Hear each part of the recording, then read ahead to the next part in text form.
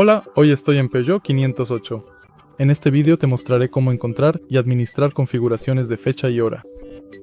Para empezar, echemos un vistazo al panel de radio. Ingrese a configuración, vaya al menú y vaya a hora y fecha. Ahora puedes ajustar la hora simplemente presionándola.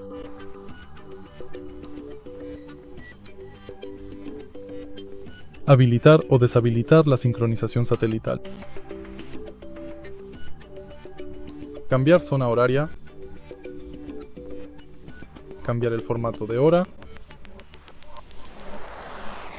Y simplemente ajustar la fecha. Luego simplemente toque computadora.